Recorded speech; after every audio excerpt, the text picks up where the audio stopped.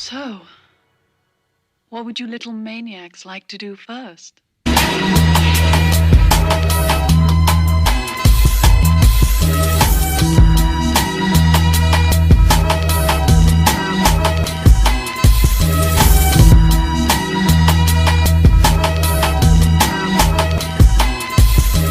Hey friends, welcome back to another installment of Art 101 with me, Mr. Burgher. If you like this video, you like the series, make sure you like, share, and subscribe it. Today, I want to get into a little bit of a conversation about one of my favorites, Auguste Rodin.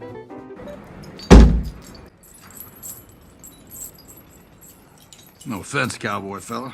Just getting your attention. Yeah, well, you got it. So some people might not know the very beginnings of Rodin. You see, Rodin was born on the top of this volcano, and the magma came into the wings and it flew into the wilderness and battled with lizards and Donkey Kongs and other things like that, and it was just like, it was on. No, wait. It's a different story. I do love that story. Different story. Take two on Auguste Rodin. As a little boy, we would go to boat shows. My mom and dad had their own little business. My dad was a high school shop teacher, but as his side venture, we had a business called DC Boats in Dallas Center, Iowa. And this boat business was basically a mechanic shop where he would work on people's equipment, but he also was a dealer for Chrysler boats, motors, and things like that. And we would go to these boat shows, and my sister would, who cares what she did? I don't even care. But I would go with my parents to these boat shows because that's what I did. And I was like 3 or 4 or 5, and so what was I going to do? I wasn't going to argue with them. And so I went, and they would entertain me by buying me coloring books and these huge packets of coloring colors, Crayola colors. And so I would just sit for hours and hours, with doing these activity books. And I remember we'd have like Transformers and A-Team and all of these different coloring books, the Muppets and things like that. And I would spend hours on these activity coloring books. And then I also recall one particular boat show was at a local mall called the Burghher Mall. And at that time, as a little boy, there was like a upper level and a lower level of the mall. And right in the middle of this big atrium of sorts, this area, there was a pedestal, and on top of the pedestal was a sculpture of a winged man riding on a tricycle. And I remember going up and inspecting this sculpture with such fascination. Like, wow, I was just intrigued by it. I thought it was funny, and I thought it was unique, and that's kind of like that very beginning seed of creation with exposure to really good stuff. Or at least, it's a mall sculpture. So, it's not like it's, the Statue of David. It's not like it's the, we're not talking about Rodin. What do I know? I color for a living. But I do believe that very beginning seed, that very beginning nugget of exposure set me on a trajectory of learning and thoughtfulness when it came to art. And I think that all of us can learn a little bit something by that. And I think that segues very nicely into Rodin, in that it's going to allow us to maybe be exposed to some really great stuff that we may or may not have seen before, but another perspective on it that will hopefully help us on our path of enlightenment and understanding for greatness. One of the world's finest impressionistic sculptors who was also quite romantic, was Auguste Rodin. His sculptures largely focus on the communication of a mood. Oftentimes this mood is projected onto the surface of these works in the form of surface texture. I don't have a headache. I'm just preparing. Rodin chose to pursue a path of sculpture work as opposed to painting, which was very popular at that time. He was largely educated through apprenticeships and relationships that he had with several other artists. The top school in Paris had turned him down 3 times for entry, and so he chose a path of decorative arts, working at a porcelain factory as a designer for almost 20 years. He would pursue his own passions on the side when he had time. It was during his time as a decorative artist that he met Rose, while working on a small theater in Paris. Her name is Rose, named after Miss Kate Winslet in the movie Titanic. Y'all named your daughter after fucking Titanic? What's his name? Fucking Shrek? Rose Burette would become his assistant, friend, and lifelong partner. She was 18 years old when they met in 1864, and they would remain together until their dying days. Rodin would call her Mignon, meaning cutie, and would sculpt her face numerous times over the years. As sometimes happens, the two would have a child together, a son named after his father, but neither one of them was very paternal, and so unfortunately he was kind of passed off to various relatives to raise him his whole life. There's no way that you could come from my loins. Rose very much wanted a normal family life, but Rodin had no interest in settling down and being with one person, regardless of how loyal they were to him. If I was a young fella like you, I'd be mounting every woman in Wabasha. In July of 1870, war would break out between Germany and France. This war would be known as the Franco-Prussian War. Basically, this was a conflict between France and the German states led by the Kingdom of Prussia. The nearly 6.5-month war would lead to the fall of the French Empire, the formation of a French Republic, the formation of a German Empire under a unified Germany, and some annexed land by Germany. Prussian forces would invade Paris and hold the city captive for over 4 months. And throughout this war, many people would rise up to try to help. In the case of Auguste Rodin, he attempted to join the military, but due to poor eyesight was rejected from service, and so he left Paris for Brussels to find work. Otto von Bismarck would crush Napoleon III, as well as Prime Minister Louis Jules Trochu.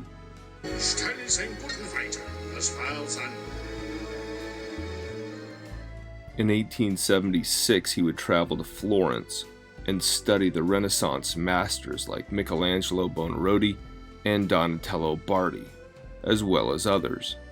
It was during this time in Brussels that he would rework a sculpture that he would get very much recognition for, called the Age of Bronze, arguably his first really great work. He would use a Belgian soldier as a model. Once back in Paris, he was unable to get the plaster cast created in bronze because it was felt that he had cheated in the process. It was believed that the work was cast from life. There was no way a human could make something that perfect. It was almost like going back to a math class where he had to literally show his work.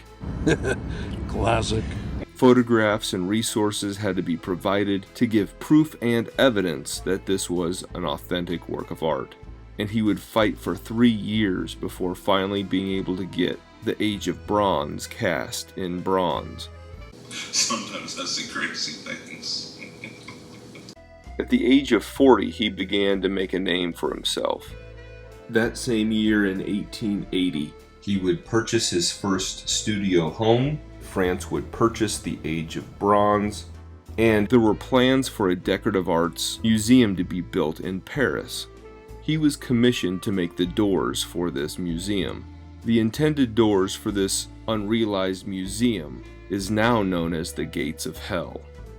It's kind of an interesting notion that we know an artist, and artists make hundreds and hundreds of pieces during their career, but we might only know one or two of those pieces, and we have an idea of that artist's work by a microscopic fraction of the work that they actually produced during their career. And in Rodin's case, it's interesting because there's one central piece of work that everything else kind of spins and orbits around, and that is the gates of hell. Everything that Rodin would make would orbit around the gates of hell. This work was very much influenced by the gates of paradise, which he definitely would have seen on the baptistry in Florence. He began with the same 10-panel door that would evolve into a 2-panel door. The Gates of Hell would be a work in progress for 37 years, and it was a project that was never completed to his satisfaction.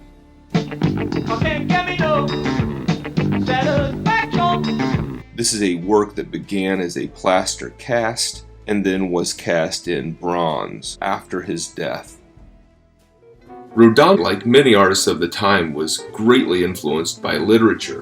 One of the pieces that was very much appealing to him was Dante's Inferno.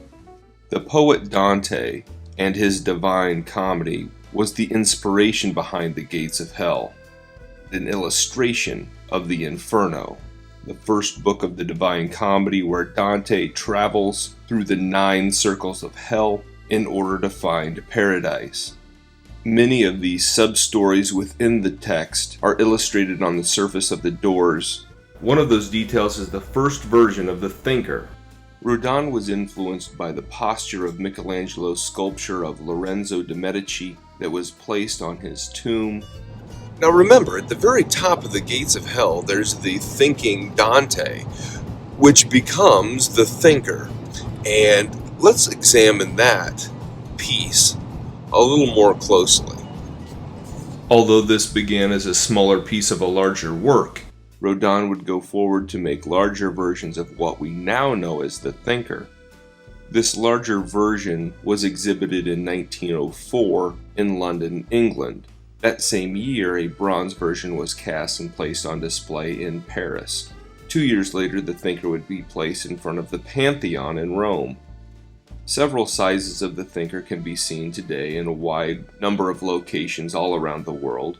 I've seen many of the previously mentioned castings, as well as Kansas City and Washington, D.C., as well as a few others. Now, one of his more famous works that was not included in the Gates of Hell, but is inspired from the Gates of Hell, is The Kiss. In 1888, France commissioned The Kiss to be made in marble for an exhibition in 1889. You see the two embracing in a kiss, but you also can see the inclusion of the book in the sculpture as well. As the story goes, the woman is Francesca, and her father is the ruler of this really great city. But the city was also at war. When negotiating peace, Francesca's father agreed to have her marry the leader of the opposing city's oldest son. The man that she married was very cultured, but not very attractive, and it is said that he was deformed. This was all set up under the pretense of the opposing ruler, who felt that this beautiful girl would never marry his deformed son. So this marriage was carried out by proxy through his younger brother, Paolo, who was very handsome. Francesca and Paolo quickly fell in love while reading stories of Sir Lancelot and Guinevere, the book that is placed within the sculpture. But as they kiss for the very first time, Francesca's husband, who was Paolo's older brother, walks in on them and proceeds to kill them. And because of this horrible act of adultery, they would both be cast to hell for the rest of eternity. I'll throw a link down below, but in my video about three-dimensional artwork, I spoke a little bit about the Burghers of Calais, one of my absolute favorite works. Now let's get into that piece a little bit because, again, I absolutely love the Burghers of Calais. In 1884, Rodin was commissioned to create the Burghers of Calais by the city of Calais, France. This work is a tribute to the 6 heroes of the Battle of Calais during the 100 Years' War. This 100 Years' War began, more or less, when the King of France dies and Edward III of England was in line to become the next king. But instead, France chose Philip VI to become the king. Edward was perturbed by this notion, but he was satisfied with the knowledge that he kept control of a profitable wine region located in France. Everybody was on good terms until Philip let David of Scotland, who was at war with England, have safety inside of his region in France. Shortly after this, one of Philip's trusted allies forged some documents to gain some inheritance money, and Philip wanted him to be put into prison. Playing this little tit-for-tat game, Edward let Robert into England, where he was honored and named the Earl of Richmond. This would give Philip an excuse to reclaim this land held by England and restore his buddy David as the King of Scotland. England would send forces across the English Channel, burn and plunder towns, and do virtually anything to secure territories. The forces were moving north toward their allies in Flanders. Buenos dias, neighboritos. The handle's Flanders, but my friends call me Ned. In a little city that was the perfect location because it had a nice port that they could use and it could become a base for their occupations. So picture it, it was September the 4th, 1346. England would attack the double-moated and walled city that sat in the middle of a marsh. Calais had its food and water supplies completely cut off, and the people were starving to death. These people were eating animals that they found in the city and had no fresh water. English forces would attempt to scale the walls and catapult boulders across the wall, but would find no success in penetrating this very big, walled, moated city. After 11 months, the city was near to the point of death.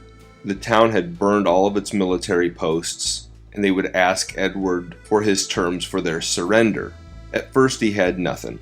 Yeah, freeze free! I hate your guts, and that's what's gonna be left all over the mat! Eventually he felt a little more generous toward their lives and said he would spare the rest of the people if 6 prominent citizens, called Burghers, offered themselves as a sacrifice, along with the key to the city gates. This was agreed to 1 week short of a year from the starting point of the Battle of Calais. These well-off and respected burghers were required to dress in robes, wearing nooses around their necks, and produce the keys before being executed for the good of the city. The men were Eustache, Pierre, Jean de Eyre, Jean de Fennes, Jacques, and Andrew would exit from their homes to die so everyone else could live. The king had full intention to kill them all, but the queen accompanied him, and she felt that it would be bad luck for their unborn child if he went through with this. This child would go on to become Edward the Black Prince. The Black Knight always triumphs! Have you! So the king handed over all 6 men to the queen, who gave them clothes and food before setting them free. The city would become an English colony for the next 200 years, and in January of 1558, it was returned to France. So now we fast forward to 1884. Calais was in search of an artist to make this memorial, and Rodin was obviously selected for this unique project. Typically we see memorials for heroes that are victorious, but in this case we are memorializing the losers who would be granted their freedom. The people of Calais originally wanted for one man to be represented, the primary leader of the group of 6, Eustache de Saint-Péry. But after reading the story of these men in the Chronicles, a 4-book history based on eyewitness accounts of the 100 Years' War from 1322 until 1400, Rodin felt that all 6 men needed to be represented in this memorial. Rodin would be commissioned to do the work for 30,000 francs, 15,000 for himself, 15,000 for the cost of casting. He would make drawings, casts, and small models in plaster, clay, and bronze. I'm an Iowa corn cob. What do I know about big metropolis cities? I didn't grow up in Paris, New York, Los Angeles. I didn't grow up in some big fancy European mecca for enlightenment and art and culture. I grew up in the Des Moines area. But even in Des Moines, we've got some Rodin. You know, this could be a really positive experience for you guys. So I'm here at the Des Moines Art Center, and one of the great pieces that they have in their private collection here is a Rodin. Let's go on inside and take a look. The first step in this process was creating life-size nude figures that clothing would be placed onto to see how the cloth would fall on their bodies in just such a position. This particular sculpture is one of those very first castings that was created as a nude study for the Burghers of Calais. That clothing would have been placed on before it was recreated and recast as it is today. And Rodin would say, the important thing for me is the quality, and I think that it is better to do it properly than to rush, because statues remain. The city really wanted something that conveyed satisfaction of service, but Rodin would give them pain and despair. The bank that had loaned the $30,000 for the project had gone bankrupt, so he wasn't getting paid for the project and just finished it however he wanted. And this passion project was bringing in zero income for him, so he would bounce between the gates of hell and the Burghers of Calais. The work would be finished on December the 17th, 1888. The final cast product would be delivered to Calais on May the 28th, 1895. The government of Calais wanted this sculpture to be placed onto a large pedestal, but Rodin felt that the burghers should be at ground level, not on a pedestal, but just like everyone else, on the ground. In 1883, he would meet Camilla Claudel. He was 43 and she was a 19-year-old student that he saw a lot of potential in. Quickly she would become his student, collaborator, and mistress, and hold all three of those titles for the next 15 years. At some point I'll make a video just focusing on this relationship, but in a nutshell, here's the deal. Camilla very much wanted a committed relationship, but Rodin was not willing to leave Rose, who he had been with throughout this entire time. This caused Camilla to have a mental breakdown. And after that point, Rodin would sever ties with her. However, he would focus his energies on Rose and a few other women. Renoir was not only influenced by the literature of the Renaissance, but also of his own time, and he was commissioned to create a piece that commemorated the work and life of Balzac.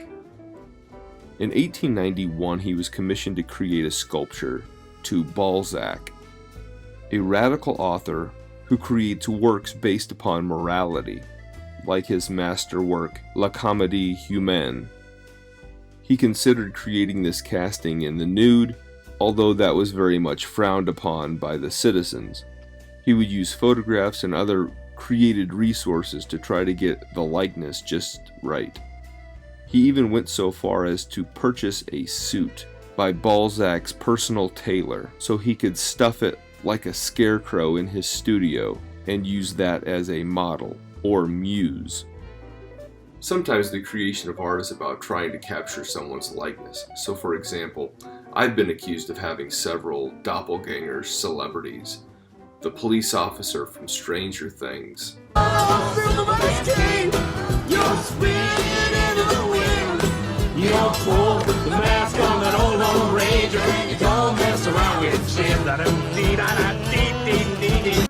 Comedian Dane Cook. He thought he was the Burger King, you know what I'm saying? Professional wrestler Jericho. Shut your mouth and remember who's running the show here. Mark Wahlberg. No way, Alan, I'm out. I'm done. And a character that was in the movie Devil. 3, 1. and Mr. Green from Night Before. A lot of people need me on Christmas, you know? It's a tough holiday. Just like we all might have some similarities in our structure, Rodin was trying to find some folks that resembled characters for his works. Dead giveaway. Dead giveaway. Charles, thank you very much. Dead giveaway. Without being too braggadocious about it, I've been to some of the greatest art museums in the world. The Louvre or the Prado are just packed with artworks, and you could spend a lifetime looking and examining each piece that's in their collection and probably never get through it. You can also go to a small museum, and sometimes you go to a smaller gallery space or museum and you think, wow, you know, you see something interesting or see something that you like, and you know, it kind of makes it the trip worth the while. But I would say that without question, my favorite smaller museum or art space, gallery space, is the Musée Rodin in Paris.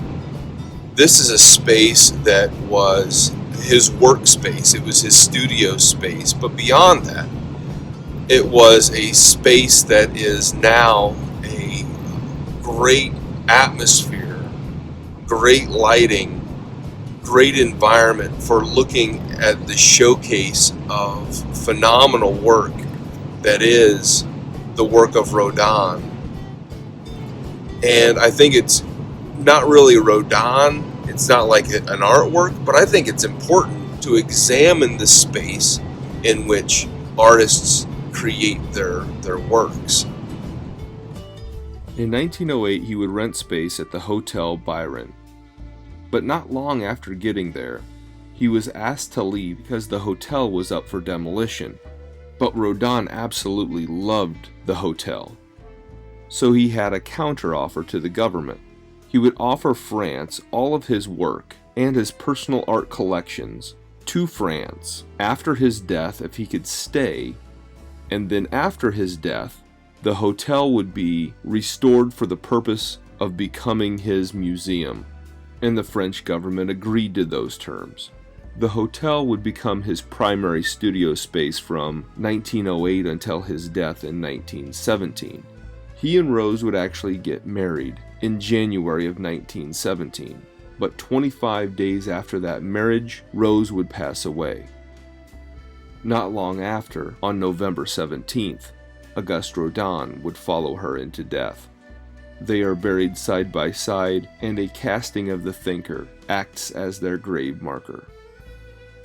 The museum would open its doors to the public on August the 4th, 1919. Man, is that a great story.